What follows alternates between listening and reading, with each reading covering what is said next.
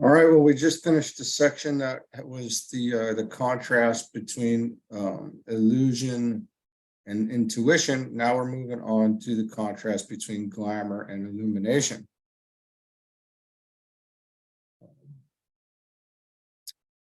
One of the aptest symbols by which one can gather some picture of the nature of glamour is to picture the astral plane on 3 of its levels, the 2nd, 3rd, and 4th, counting from the top downwards, as a land shrouded in a thick fog of varying densities.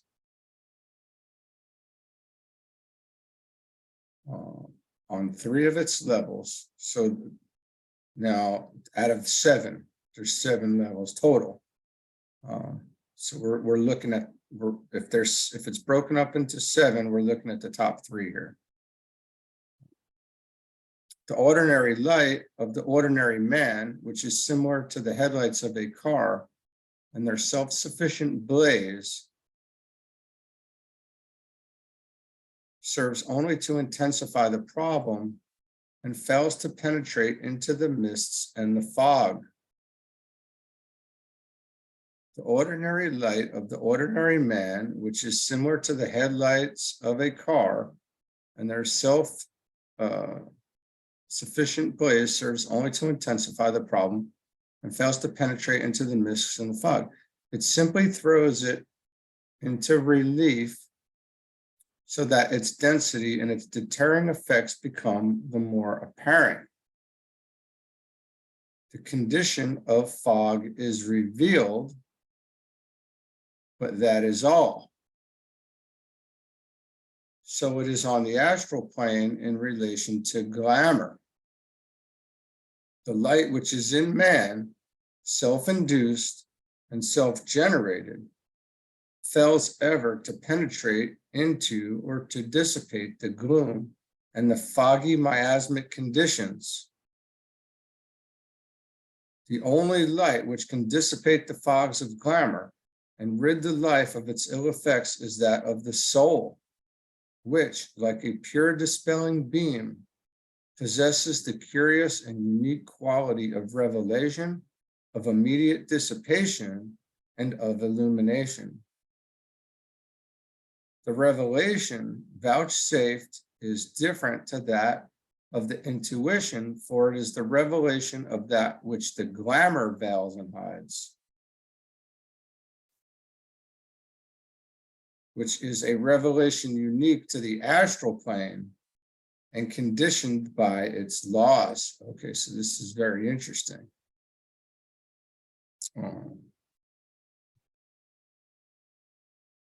This particular utilization of soul light takes the form of a focused concentration on the light emanating from the soul via the mind upon the state of glamour. Particular or specific or general and worldwide, so that the nature of the glamour is revealed, its quality and basis is discovered, and its power is brought to an end by a steady, prolonged period of concentration, which is given to the dispelling of the condition. In our next section, we will deal in detail with the technique of this scientific use of light, and therefore I will not elaborate the theme at this point. I will only deal with that much of it as will enable you as a group to begin your long-awaited work upon the problem of dispelling the present world glamour, at least in some of its aspects. I am not defining glamour in this place or giving you instances of its activity as I did in the case of illusion and its contrast and correspondence to intuition, because I covered the ground very thoroughly in the section immediately preceding, and we did. And you have only to refer to that section to read all that I'm preparing to give you at this time. All right. We did go into detail, very much so. I will, however, briefly define illumination, asking you to bear in mind that we are not here dealing with the illumination which reveals reality or the nature of the soul, or which makes clear to your vision the kingdom of souls, but with that form of illumination which is thrown down by the soul into the world of the astral plane. This involves the conscious use of light and its employment, first of all, as a searchlight scanning the astral horizon and localizing the glamour, which is causing the trouble.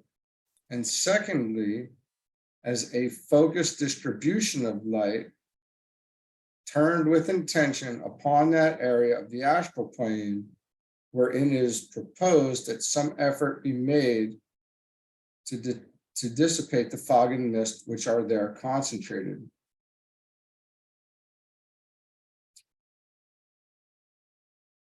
Can we think about some of the glamours that have been dissipated, in our lives, and recognize the process that that this took when he's talking about this light was shown on it and it was worked through and dissipated and all this, and can we recognize this in our life in order to embody this this teaching in a more clear way to help others? And I'm pretty sure with just a little bit of contemplation, we certainly can, because these things are illuminated, like the searchlight is shown on it. And what does that mean? What does that mean? Are we seeing it in others? Do we see it only in ourselves? Do we see it in ourselves and then in others in that kind of way where it makes sense from all the perspectives? And it would seem to me that when that searchlight is put on a specific glamour, it stays on it until it's worked out and through and dissipated. That would be my, we'll see what happens here, but that seems to be what I would think.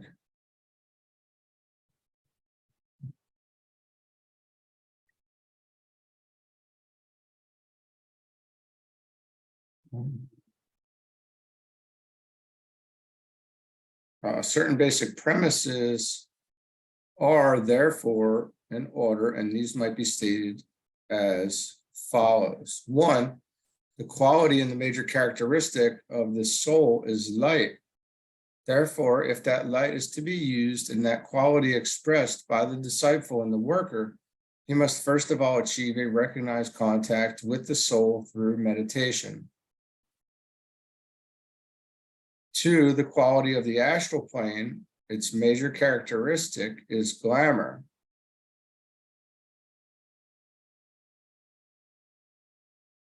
It is the field whereon the great battle of the pairs of opposites must be fought, and they are the expression of ancient desire. In the one case, glamorous, deceptive, and false, and in the other, high spiritual longing for that which is real and true. It should be here remembered that astral desire, wrong and selfish emotion, and astral reactions to the facts of daily life are not natural to the soul and constitute eventually a condition which serves to veil successfully the true nature of the spiritual man. 3, a relation must then be established between the soul and the astral plane via the astral body of the disciple. This astral body must be regarded by him as his response apparatus to the world of sensation and as the only instrument whereby his soul can contact that level of expression, temporary and non-lasting as it may be. The disciple must therefore establish contact with the soul and do this consciously and with the needed emphasis, and so carry soul light to his own astral body, learn to focus it there in the solar plexus center, and from that point of achievement, proceed to work upon the astral plane at the arduous task of dispelling glamour. As we know, the solar plexus is what is called the Great Clearinghouse. So the energies would be directed from there, right? Solar plexus. There's much hidden in all these things.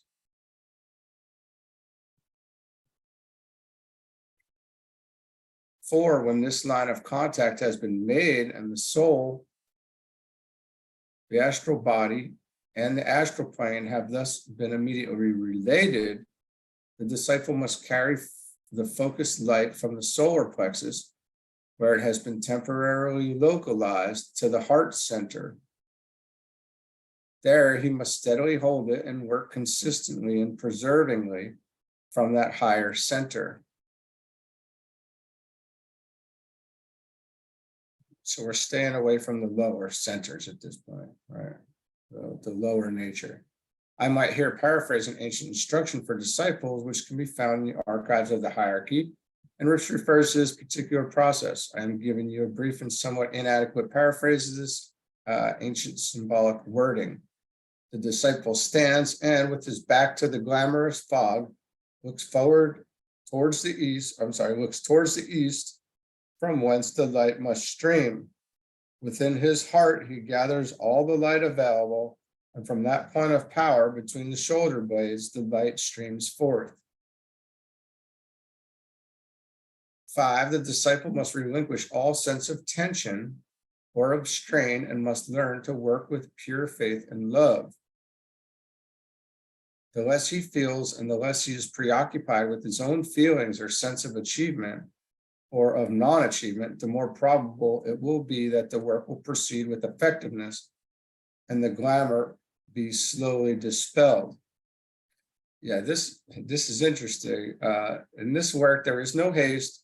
That which is very ancient cannot be immediately dispelled, no matter how good the intention or how accurate may be the grasp of the needed technique. Yeah, this is not, this is a rather time-consuming process, I want to say, because of all of this, all that which is ancient in there, right? This is not fast.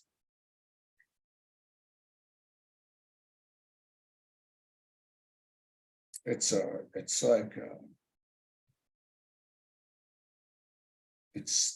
slow to pick up, and then it's slow to get moving, and once it starts moving, it picks up speed, and as things get cleared out, and the things that are left, I want to say, become very clear and can be more pointed, and the work can move faster. But remember, initially, those, as DK just said, those top 3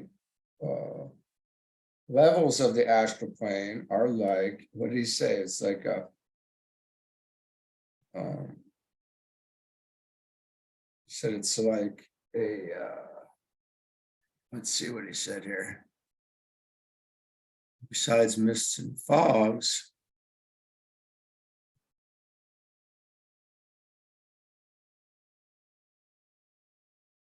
a land shrouded in a thick fog of varying densities. So there's that.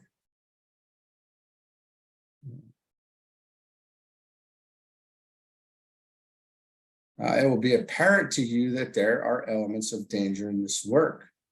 Unless the members of the group are exceedingly watchful and unless they cultivate the habit of careful observation, they may suffer from overstimulation of the solar plexus until such time as they have mastered the process of rapidly transferring the light of the soul focused in the solar plexus and the innate light of the astral body also found localized in that center into the heart center between the shoulder blades.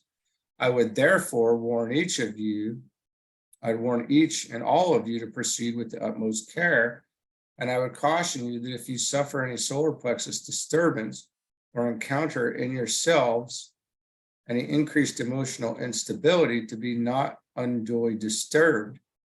I would ask you to regard the phenomenon of disturbance as simply a temporary difficulty incident upon the service which you are seeking to render. If you pay this intelligent attention to the matter and no more, refusing to be distressed or disturbed, no bad results will be felt. The issue with this, in my opinion, comes in when you haven't read this book and you're doing this work and you're doing it unknowingly.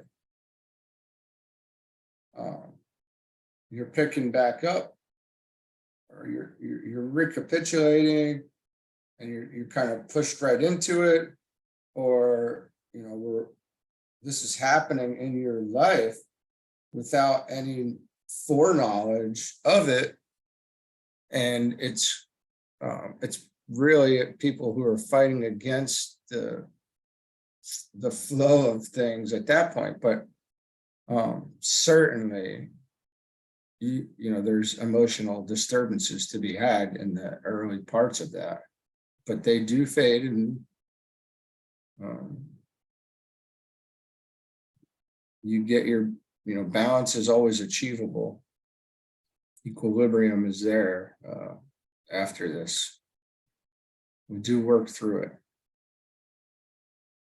In connection with your anticipated group work along these lines, you will proceed with your group meditation as indicated elsewhere, in discipleship in the New Age. And then when you have arrived at stage 3 in the group meditation, you'll work together as follows. Now, this would require reading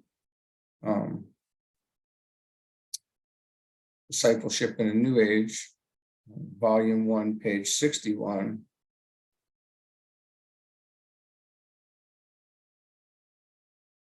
Hold on, I'm going to pause this. Okay, I opened up Discipleship in the New Age, Volume 1, page 61, to see if there was anything in there that we could talk about along those lines. It's something that probably needs to be read from earlier on, and it has a lot to do with the group work that he's doing at the time. So we're going to keep moving on here. Having linked up, but we're going to read this. And when you have arrived at stage 3, I don't want to go into stage 3 without at least talking about stage 1 and 2. Stage 1 is alignment and soul contact, spiritual poise is gaining that. And stage 2 is group integration and group fusing carried forward consciously. And, it's basically visualizing each of the group members, their names, and sharing love with them, and seeing the group as the divine sparks in a circle with yourself included. And then having linked up with all your group brothers and consciously carry out the hints given symbolically in the ancient writing, which I paraphrase for you. Link up consciously with your soul and realize this linking as a fact. B, and carry the light of the soul through the power of the creative imagination direct to your astral body, and from thence to the solar plexus, which is the line of least resistance.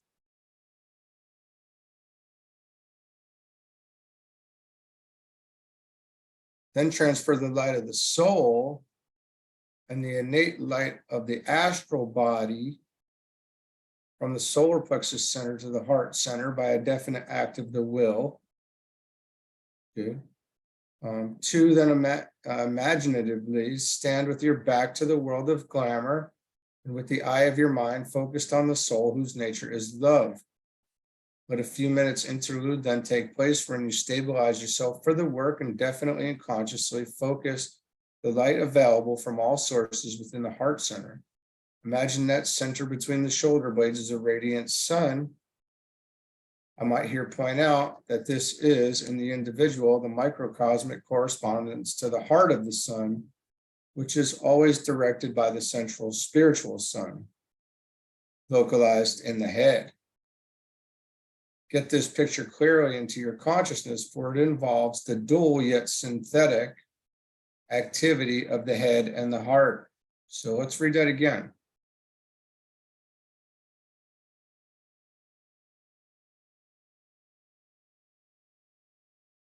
Imagine that the center between the shoulder blades, imagine that center, I'm sorry, I read that wrong. Imagine that center between the shoulder blades as a radiant sun.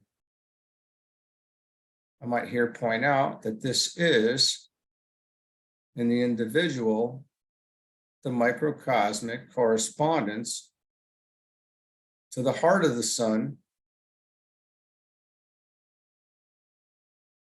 which is always directed by the central spiritual sun,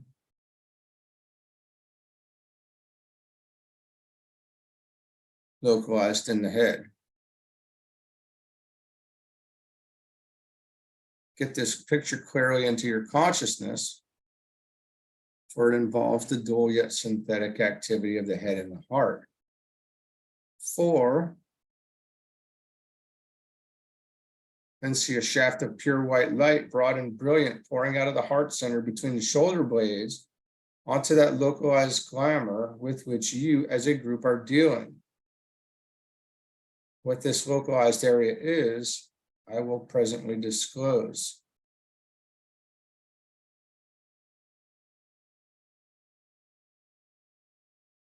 When this is clearly defined in your mind and inspired by your desire and force, and when you have the entire symbolic picture clearly visualized, then see your particular shaft of light blended with the shafts of light which your group brothers are projecting.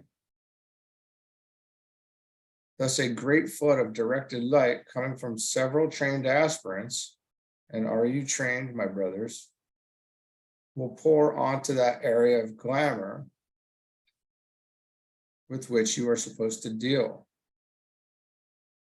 Do this work for 5 carefully sustained minutes and then proceed as indicated in stage 4 of your meditation outline.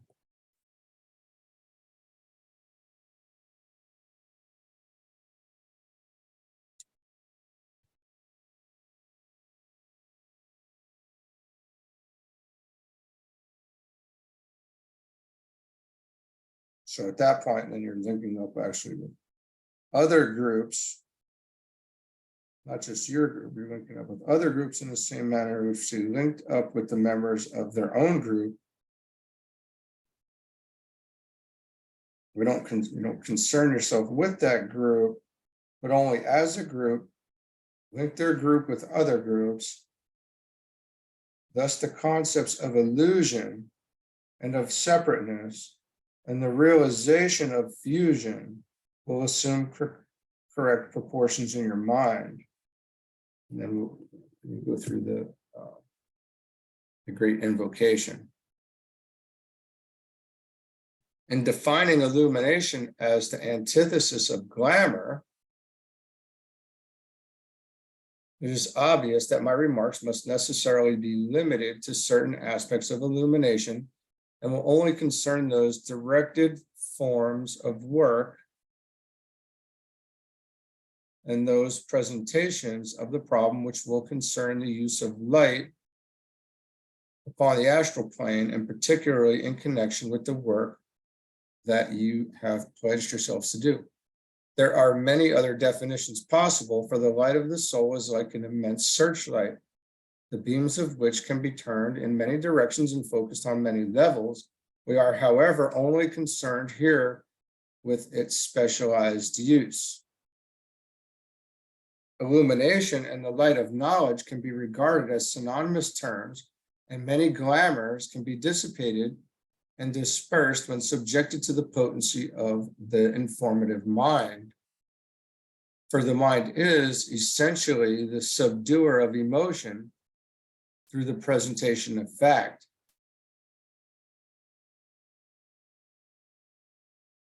That makes perfect sense. The problem is to induce the individual or the race or the nation, which is acting under the influence of glamour, to call in the mental power of assessing the situation and subject it to a calm, cold scrutiny. Glamour and emotion play into each other's hands, and feeling runs so strong, usually in relation to glamour, that it is impossible to bring in the light of knowledge with ease and effectiveness. And like we said, in the beginning, that may be true, but as this continues, it becomes easier and easier, I want to say. Yes, you still may, get lost in a bit of ignorance, but it's recognized then, and then you can get back higher. Illumination and perception of truth are also synonymous terms, but it should be remembered that the truth in this case is not truth on the abstract planes, but concrete and knowable truth. Truth which can be formulated and expressed in concrete forms and terms. Where the light of truth is called in, glamour automatically disappears. So this is the cloud of knowable things, essentially, that Patanjali is talking about, I want to say. And illumination and perception of truth are also synonymous terms. Perception of truth. And you can almost, illumination, sounds a lot like revelation in a way. But it should be remembered that the truth in this case is not truth on the abstract planes. It's relative to the concrete mental plane, concrete levels. Truth which can be formulated and expressed in concrete form and terms. Where the light of truth is called in, glamour automatically disappears, even if only for a temporary period. But again, difficulty arises because few people care to face the actual truth, for it involves eventually the abandonment of the beloved glamour and the ability to recognize error and to admit mistakes. And this, the false pride of the mind, will not permit it. At some stage, that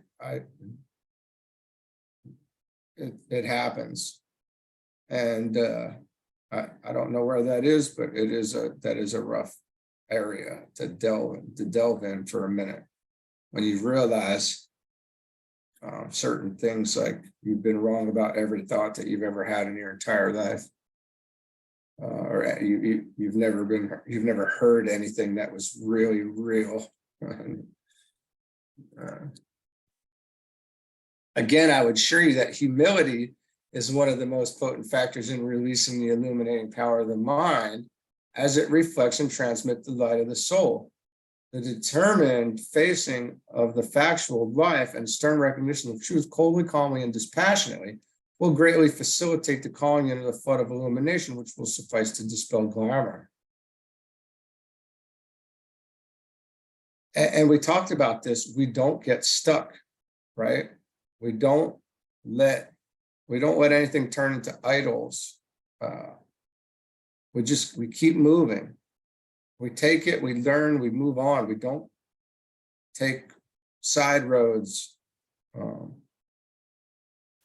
This process needs to continue. And humility, as it's stated here, to me, is what we're talking about. This humility is just not having that pride in the mind that you can control or something. Just admit that we have to admit that we don't know anything, essentially.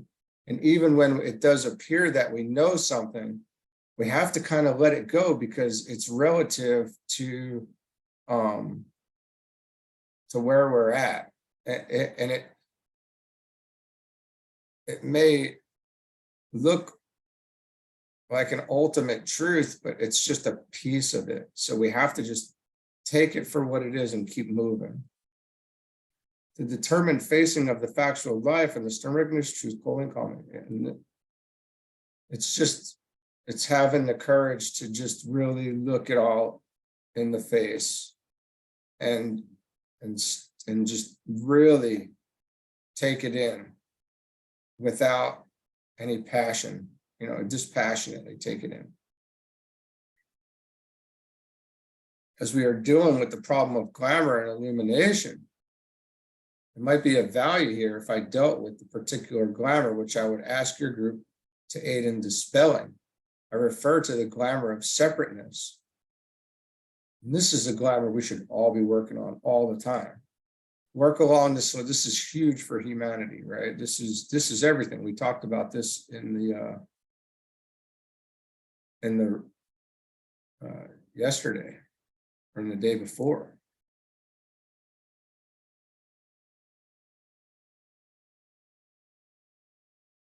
The brotherhood of humanity, and recognize, and this comes from the idea turn into an ideal, and also illuminating this glamour and ridding that so that the brotherhood of humanity ultimately can be recognized, and the new ideals for temporary use will come around to create change.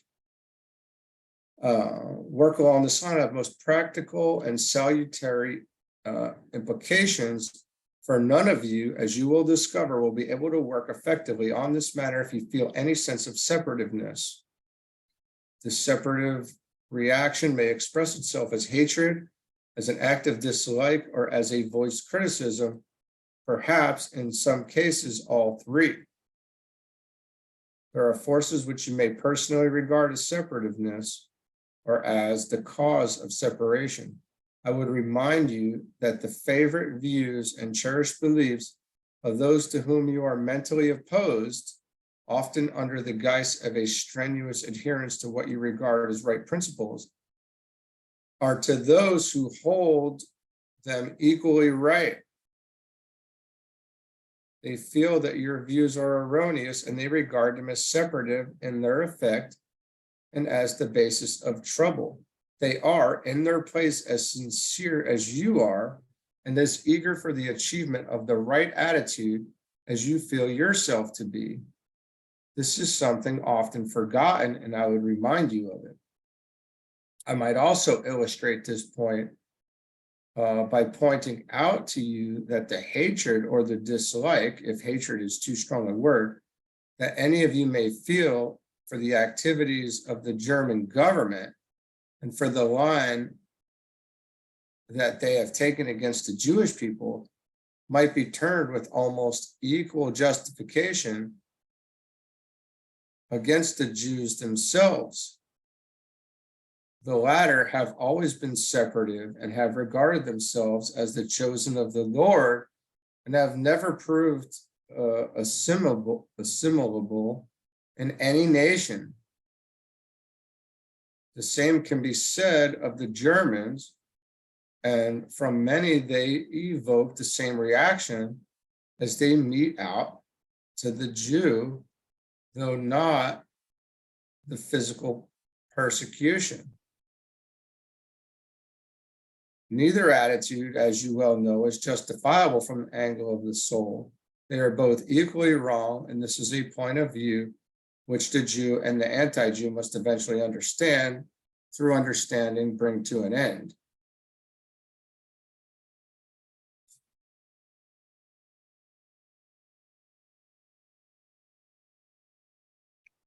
Nisargadatta says in one of his discourses on love, he says, void of all predilections, I am free to love. And, coming from him, as, in his place and time and the work that he did, we should be able to see the depth of that right here, void of all predilections, and saying void of all the things that, he's saying I'm void of like or dislike for this or that, for feeling, towards this or towards that. he's embraced, he's become all inclusive at that point. And he's saying, I'm free to love now at that point. That's the point at which that, because up until then, you're still holding on to something erroneously, some glamour or illusion, and now we're talking about glamour. I mention this because I'm going to ask you to deal, with that ancient and worldwide glamour, the glamour of the hatred of the Jew.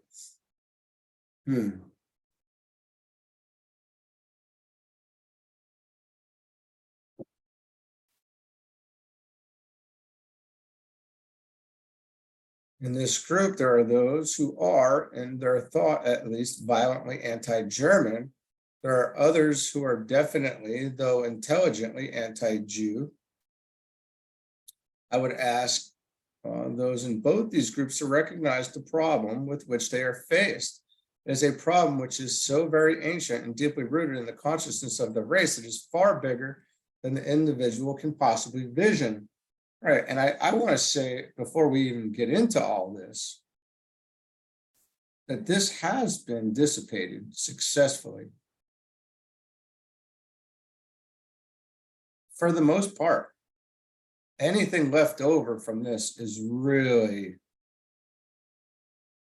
probably not real. It's made up. It's illusion. It's propaganda. It's really nonsense at this point. I think this has been taken care of. I'd like to say successfully and move on, but that's not, I don't know this. I don't know these, we don't know these things, but we should feel that this has been handled. Although there are still problems with this, as we know in the world, on the other side of this, coming from, that it would appear that what we talked about earlier as them being the chosen, as feeling they are the chosen, it would certainly appear that that's still the case. The economy and the world kind of points to that still being very real. It is a problem with which so very ancient and deeply rooted in consciousness.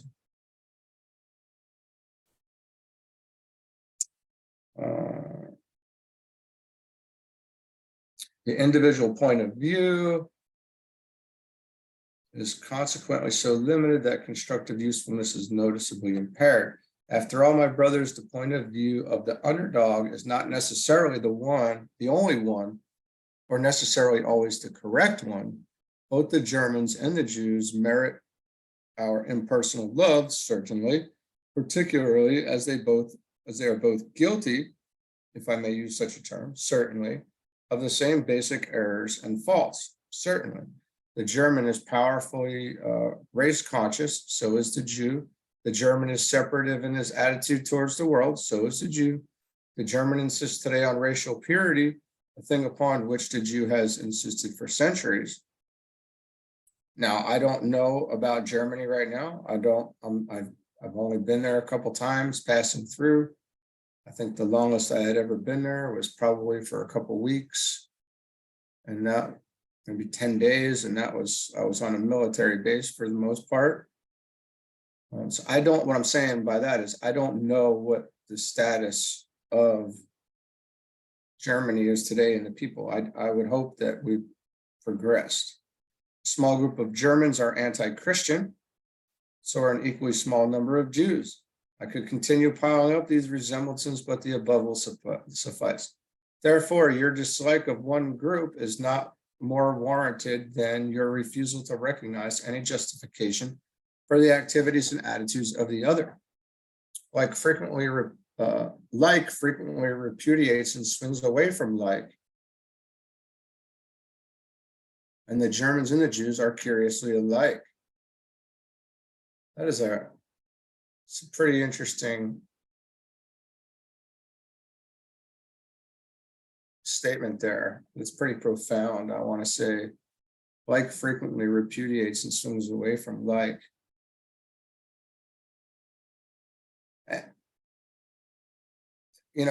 I want to say that's easily something that you can easily see in Christians who don't, who hold on to certain dogmas. They don't realize they're both so strongly sixth ray is hitting them so hard, and they're both fanatical about their position, and they're so absolutely similar that they have to stay away from each other, that because they're too alike in a way.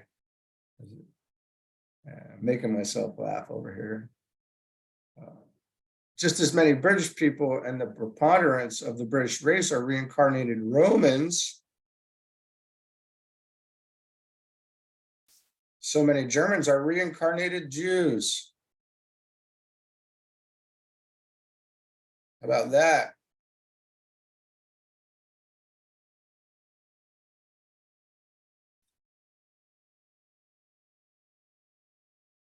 Wow, there's a pretty big hint in there.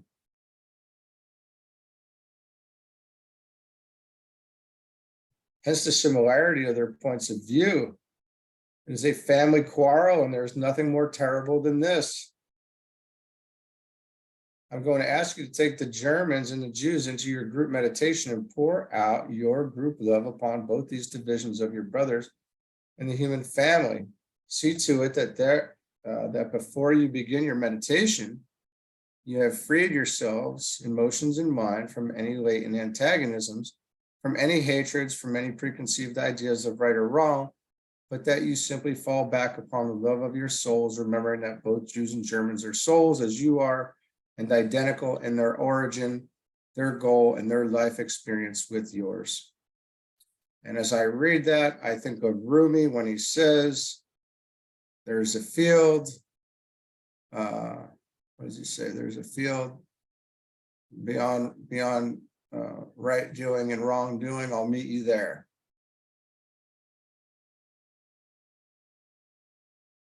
As you pour out the stream of pure white light, as stage 3 instructs you, see to it that it pours through you with purity and clarity as one stream, then see it bisect into equal quantities or proportions, one stream of living light and of love going to the Jews and the other going to German people. The quality of your love will count, and not so much the accuracy of your analysis for the perfection, not so much the accuracy of your analysis or the perfection of your technique.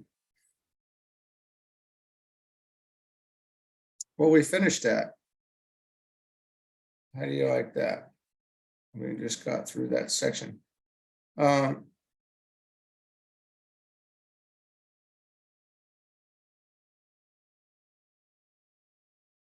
There's definitely, I would just, refer back to, because I tend to bulk things. I don't really look at, I don't go to a single point in any of this. In my beingness, I bulk things together, and I would say, so I apparently that this is a trait that this is astrological, and I do this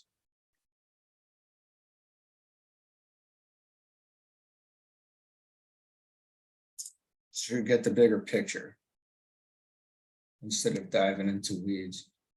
So what I would say, what I'm going to think about is as far as this glamour goes, what Nisargadatta said, void of all predilections, I'm free to love. And that really sums this section up right here to where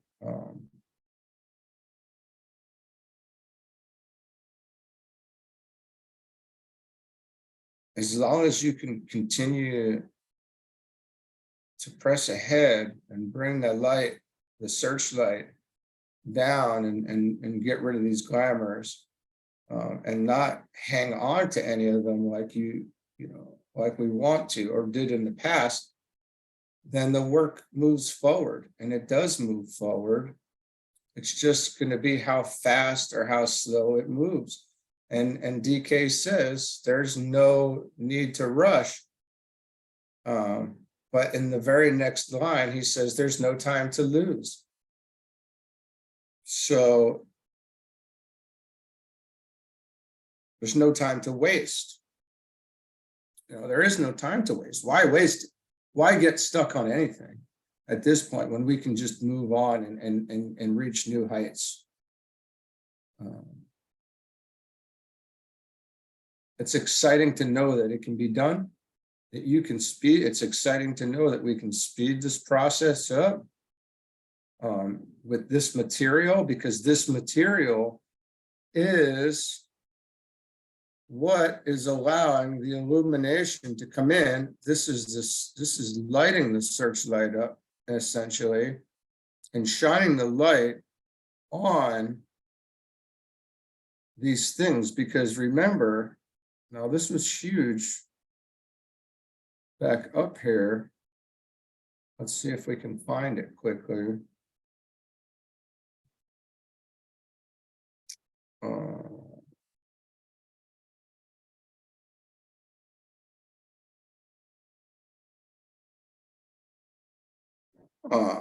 Back in this section here,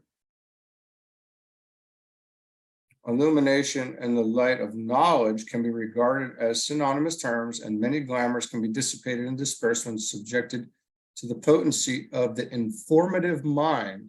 For the mind is essentially the subduer of emotion through the presentation of fact.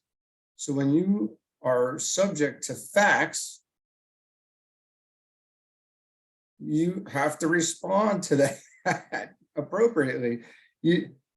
There's no, when you allow that, these emotions will be subdued. The problem is to induce the individual or race or nation under mental power, assessing the situation and subject it to a calm, cold scrutiny. We want to look it in the face, as we talked about earlier. And illumination and perception of truth are also synonymous terms, but it should be remembered that the truth in this case is not truth on the abstract planes, but concrete and knowable truth, truth which can be formulated and expressed in concrete form and terms. Where the light of truth is called in, glamour automatically disappears, even if only for a temporary period. This is huge. The determined facing of the factual life and the stern recognition of truth, coldly, calmly, and dispassionately, will greatly facilitate the calling in of the flood of illumination, which will suffice to dispel glamour.